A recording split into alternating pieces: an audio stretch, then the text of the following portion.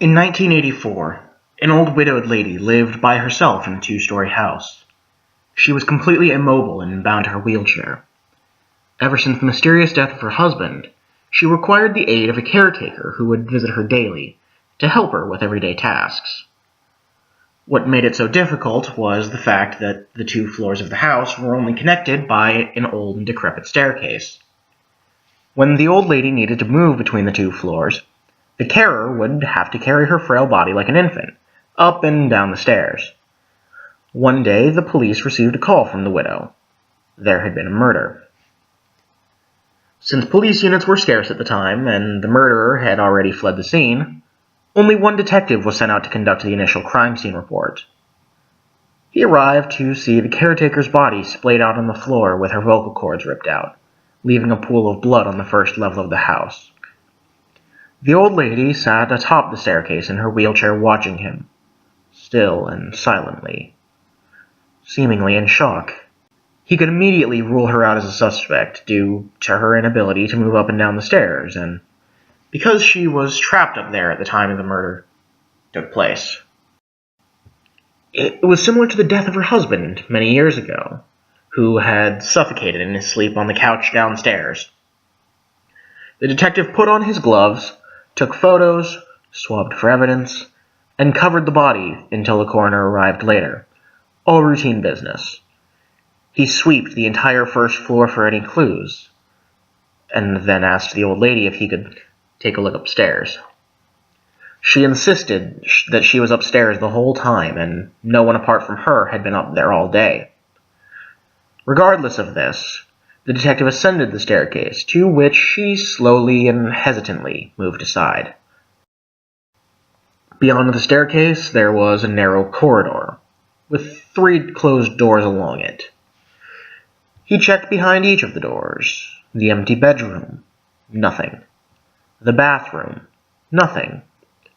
He became anxious as he slowly made his way to the final bedroom where the old lady slept. He opened it, and everything looked normal. A bed, a wardrobe with a bedside table and a lamp. He checked every wall of the room in horror, as it was not what he discovered, but it was what he didn't discover that made him stop dead in his tracks and slowly reach for his gun in its holster.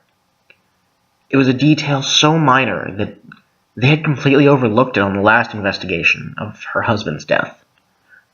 There was no phone upstairs.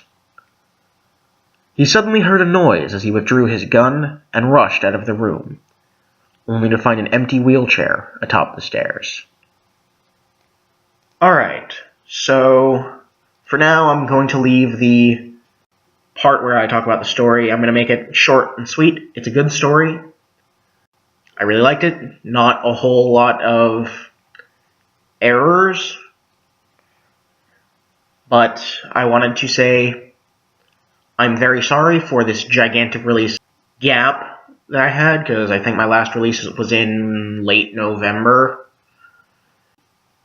I had quite a few episodes recorded and ready to go, including a hour-and-a-half video with the Overanalyst, which was a lot of fun. I'm really sad I lost that footage. And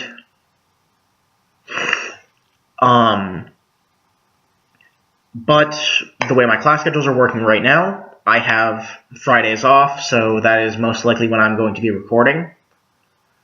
So, although I'm thinking that while I will record on Fridays, I'm not going to release every Friday. I'm going to try and, right now, break it down to a 2-week release schedule. First and